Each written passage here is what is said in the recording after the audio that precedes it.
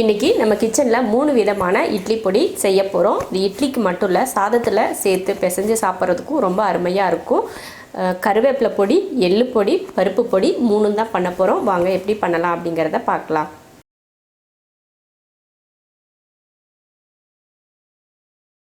கருவேப்பிலை பொடி பண்ணுறதுக்கு ஸ்டவ் ஆன் பண்ணி கடாய் வச்சுக்கலாம். ஃபஸ்ட்டு கடலைப்பருப்பு வறுத்துக்கலாம். 100 கிராம் கடலைப்பருப்பு நல்லா பொன்னிறமாக வர வரைக்கும் வறுத்து எடுத்துக்கலாம். வறுக்கிறதுக்கு எண்ணெயெலாம் ஊற்றி வறுக்க வேணாம், வெறும் பருப்பே வறுத்துக்கிட்டால் போதும். நல்லா கலர் மாறி நல்லா மணம் வரும், அந்த வரைக்கும் வறுத்து எடுத்துக்கலாம். கடலைப்பருப்பு நல்லா வறுத்தாச்சு. இப்போ இதை வேறு தட்டுக்கு மாற்றிக்கலாம். மாற்றிட்டு உளுந்து வறுத்துக்கலாம். 100 கிராம் கருப்பு உளுந்து. உளுந்தையும் பொன்னிறமாக வறுத்துக்கலாம். உளுந்து வறுக்கிறதுக்கும் எண்ணெய் தேவையில்லை. அவ்வளோதான், உளுந்தையும் வறுத்தாச்சு, நல்லா கலர் மாறிடுச்சு. அதையும் மாற்றி வச்சுக்கலாம். எப்பயுமே பருப்புங்களெல்லாம் நல்லா வறுத்துக்கணும், இல்லைன்னா நம்ம பொடி பண்ணுறப்போ வலுவலுப்பாக இருக்கும் அந்த பொடி, அதனால் நல்லா வறுத்து எடுத்துக்கணும். இப்போ கடலைப்பருப்பும் உளுந்தையும் வறுத்தாச்சு. கொஞ்சம் எண்ணெய் விட்டுக்கலாம். வரமிளகாய், காரத்தை பொறுத்து வரமிளகாய் சேர்த்துக்கோங்க. நான் வந்து ஒரு 8 மிளகாய் சேர்த்துருக்கேன். உங்களுக்கு காரம் எந்த அளவுக்கு தேவையோ அந்த அளவுக்கு போட்டுக்கோங்க. 10 மிளகாய் கூட போடலாம். இந்த மாதிரி இட்லி பொடிகளை பொறுத்த வரைக்கும் காரம் இருந்தால் ரொம்ப நல்லாயிருக்கும். அவ்வளோதான், மிளகாயும் வறுத்தாச்சு. அதையும் மாற்றி வச்சிடலாம். கொஞ்சம் மிளகாய் வந்து வதன்னு இருக்கிற மாதிரி இருக்கும். இப்படி வறுத்துட்டோன்னா நல்லா பவுடர் பண்ணுறதுக்கு நல்லாயிருக்கும். அதே எண்ணெயில் ஒரு நெல்லிக்காய் அளவுக்கு புளி எடுத்துகிட்டு அதோட நாரெல்லாம் இல்லாத அளவுக்கு எடுத்து அதையும் இந்த எண்ணெயில் கொஞ்சமாக வறுத்துக்கோங்க. கருவேப்பிலை பொடிக்கு வந்து புளி கொஞ்சம் கண்டிப்பாக சேர்த்துக்கிட்டிங்கன்னா அந்த டேஸ்ட் உங்களுக்கு நல்லாயிருக்கும். ஏன்னா கருவேப்பிலை வந்து லைட்டாக கசப்புத்தன்மை இருக்கிற மாதிரி இருக்கும். அதனால் நீங்கள் இந்த புளி சேர்த்துக்கிட்டிங்கன்னா டேஸ்ட் வந்து ரொம்ப ரொம்ப அருமையாக இருக்கும். புளியும் எடுத்துக்கலாம். அடுத்து கொஞ்சம் கருவேப்பிலை வறுக்கிறதுக்கு எண்ணெய்,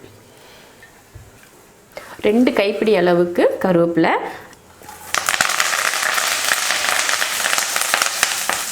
நம்ம கையில் 2 கைப்பிடி அளவுக்கு கருவேப்பிலை எடுத்து நான் கழுவி நல்லா காய வச்சு எடுத்துருக்கேன். கழுவிட்டு ஒரு துணி போட்டு நீங்கள் இந்த மாதிரி தண்ணியெல்லாம் தொடச்சி எடுத்துட்டு கொஞ்சம் உடத்தி வச்சுட்டிங்கன்னா உங்களுக்கு வறுக்கிறதுக்கு ஈஸியாக இருக்கும். ஈரத்தோடு போட்டுட்டிங்கன்னா வதன்னு போயிடும், பட்டுன்னு எண்ணெயில் தெரிக்கும். அதனால் நல்லா தண்ணியெல்லாம் தொடச்சிட்டு வறுத்து எடுத்துக்கோங்க. கருவேப்பிலையை அதிக தீ வச்சு வறுக்காமல் கம்மியான தீ வச்சு வறுத்திங்கன்னா சீக்கிரமாக அந்த கலர் மாறாமல் மொறுன்னு வரும். அவ்வளோதான், நல்லா வறுத்துட்டேன். கருவேப்பிலையும் மாற்றி வச்சிடலாம். வறுத்த கருவேப்பிலை அந்த பருப்பு எல்லாம் மாற்றி வச்சாச்சு. கொஞ்சம் உப்பு போட்டு வறுத்துக்கலாம். தேவையான அளவுக்கு உப்பு சேர்த்துக்கோங்க. அளவுக்கு அதிகமாக உப்பு சேர்த்துக்கக்கூடாது. பத்தலைனா கூட நம்ம இட்லி பொடியில் லாஸ்ட்டாக கலந்து கூட நம்ம சாப்பிட்டுக்கலாம். உப்பை வந்து வறுத்து சேர்க்கிறது எதுக்குன்னா அந்த ஈரப்பதம் வந்து இட்லி பொடியில் இல்லாமல் இருக்கும் இல்லையா, அதுக்காக தான் வறுத்துக்கிறது. உப்பையும் வறுத்தாச்சு. உப்பையும் இதில் சேர்த்துடலாம். ஆற வச்சுட்டு அரைச்சிக்கலாம். கருவேப்பிலை பொடி பண்ணுறதுக்கு எல்லாமே ஆறிடுச்சு. அரைக்கிறதுக்கு முன்னாடி அதே அளவுக்கு 1/4 ஸ்பூன் அளவுக்கு பெருங்காயத்தூள். இப்போ இதை மிக்ஸி ஜாரில் மாற்றிட்டு கொரப்பாக அரைச்சி எடுத்துக்கலாம்.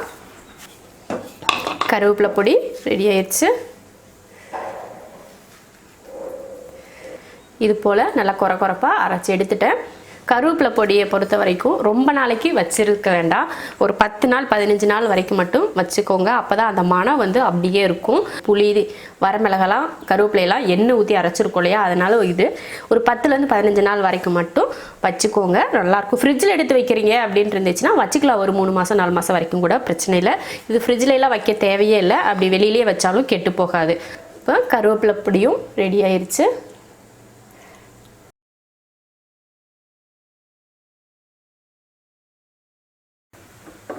எள்ளு பொடி பண்ணிக்கலாம். எள்ளு பொடி பண்ணுறதுக்கு 100 கிராம் நான் கருப்பு எள்ளு தான் எடுத்திருக்கேன். நீங்கள் வெள்ளை எள் சேர்க்கணுன்னாலும் சேர்த்துக்கலாம். எள் வறுக்கிறதுக்கு எண்ணெய் ஊற்ற தேவையில்லை. நல்லா அது பட்டுன்னு பொரிஞ்சு வரும். அது வரைக்கும் நல்லா வறுத்து எடுத்துக்கணும். இல்லைன்னா எள்ளு பொடி வந்து கசப்பாக இருக்கிற மாதிரி இருக்கும், பச்சையாக அப்படியே இருந்துச்சுன்னா. சரிங்களா, அதனால் நல்லா பொரிஞ்சு வரட்டும். எள் வந்து நல்லா பட்டுன்னு பொரிஞ்சு வந்துருச்சு. எள்ளை நல்லா வறுத்தாச்சு. இப்போ வேறு தட்டுக்கு மாற்றிக்கலாம்.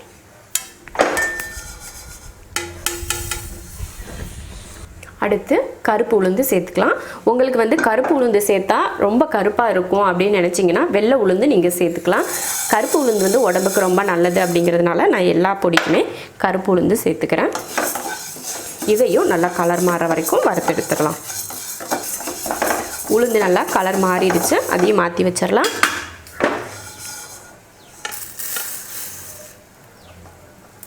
அடுத்து வரமிளகாயை வறுத்துக்கலாம். காரத்தை பொறுத்து மிளகாய் சேர்த்துக்கோங்க. இந்த மிளகாய் வந்து நல்லா காரமாக இருக்கும், அதனால தான் நான் ஒரு 7லேருந்து 8 மிளகாய் சேர்த்துக்கிறேன். வரமிளகாயை வறுத்தாச்சு, அதையும் மாற்றி வச்சிடலாம். அடுத்து கொஞ்சம் கருவேப்பிலை, மணத்துக்கு கருவேப்பிலை இருந்தால் ரொம்ப நல்லாயிருக்கும். இந்த மாதிரி பொடிகளுக்கெல்லாம் கொஞ்சம் கருவேப்பிலை கொஞ்சம் வறுத்து போட்டுக்கிட்டோம்னா மணமாக இருக்கும். இதுக்கும் எண்ணெய் ஊற்ற தேவையில்லை, எண்ணெய் ஊற்றாமலே வறுத்துக்கலாம். அவ்வளோதான், கருவேப்பிலையும் மாற்றி வச்சிடலாம். கொஞ்சம் உப்பு போட்டு வறுத்துக்கலாம். தேவையான அளவுக்கு உப்பு சேர்த்துக்கோங்க, அளவுக்கு அதிகமாக உப்பு சேர்த்துக்கக்கூடாது. உப்பையும் வறுத்தாச்சு, அதையும் இது கூட சேர்த்துக்கலாம். இதை ஆற வச்சிடலாம். எள்ளு பொடிக்கு வறுத்த எல்லாமே நல்லா ஆறிடுச்சு. கருவேப்பிலையும் பாருங்கள் மொறு மொறுன்னு இருக்குது. இப்படி இந்த மாதிரி மொறு மொறுன்னு இருக்கிற அளவுக்கு வறுத்துக்கணும். அதே போல் மிளகாயும் பார்த்திங்கன்னா நல்லா மொறு மொறுப்பாக இருக்குது. இப்போ இதை அரைக்கிறதுக்கு முன்னாடி இதில் பெருங்காயத்தூள் சேர்த்துக்கலாம். 1/4 ஸ்பூன் அளவுக்கு பெருங்காயத்தூள் சேர்த்துக்கிறேன். இதை ஒரு மிக்ஸி ஜாருக்கு மாற்றிடலாம். மாற்றியாச்சு. இப்போ நல்லா அரைச்சிக்கலாம். இது வந்து ரொம்ப வலுவலுப்பாக அரைக்காமல் நல்லா கொரகொரப்பாக இருக்கிற மாதிரி நீங்கள் அரைச்சிக்கிட்டிங்கன்னா டேஸ்ட் வந்து ரொம்ப நல்லாயிருக்கும். இப்போ நான் கொரகொரப்பாக பவுட்ரு பண்ணி எடுத்துக்கிறேன். எள்ளு பொடி அரைச்சாச்சு. எள்ளு பொடி பார்த்திங்கன்னா ரொம்ப சூப்பராக ரெடி ஆகிருக்கு. இது போல் தான் கொரகொரப்பாக அரைக்கணும். பாருங்கள், இந்த மாதிரி கொரகொரப்பாக அரைச்சிருக்கேன். இப்படி அரைக்கிறதுனால தான் நம்ம இட்லிக்கோ இல்லை சாப்பாட்டுக்கோ போட்டு நல்லெண்ணெய் ஊற்றி சாப்பிட்றப்போ ரொம்ப நல்லாயிருக்கும். இப்போ எள்ளு பொடி ரெடி ஆயிடுச்சு.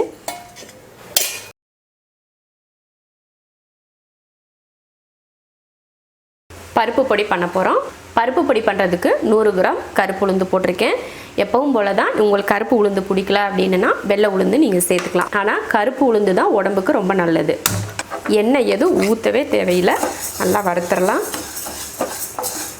உளுந்தை நல்லா வறுத்தாச்சு, மாற்றி வச்சிடலாம். அடுத்து கடலைப்பருப்பும் 100 கிராம் எடுத்திருக்கேன்.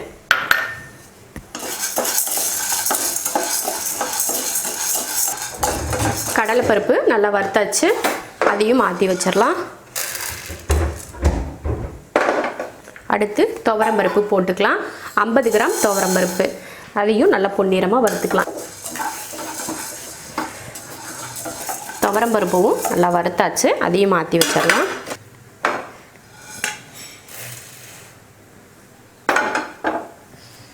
வரமிளகாய் வறுத்துக்கலாம். 10லேருந்து 15 வரமிளகாய் வறுத்துக்கிறேன். இதுக்கும் எண்ணெய் ஊற்ற தேவையில்லை. வரமிளகாயும் நல்லா வறுத்தாச்சு, அதையும் தட்டுக்கு மாற்றிக்கலாம். உப்பு போட்டுக்கலாம். உப்பு போட்டு கொஞ்சம் கல்லுப்பு போட்டு வறுத்துக்கலாம். தேவையான அளவுக்கு உப்பு போட்டு வறுத்து அதையும் சேர்த்துக்கிட்டேன். அப்புறம் கருவேப்பிலையும் நல்லா மொறு வர அளவுக்கு வறுத்து எடுத்துடலாம். அவ்வளோதான், கருவேப்பிலையை வறுத்தாச்சு, மாற்றி வச்சிடலாம். இப்போ இதை ஆற வச்சிடலாம். பருப்பு பொடி பண்ணி வறுத்ததெல்லாம் ஆறிடுச்சு. பாருங்க, இதுலேயும் எல்லாமே மொறுன்னு வறுத்து வச்சுருக்கேன்.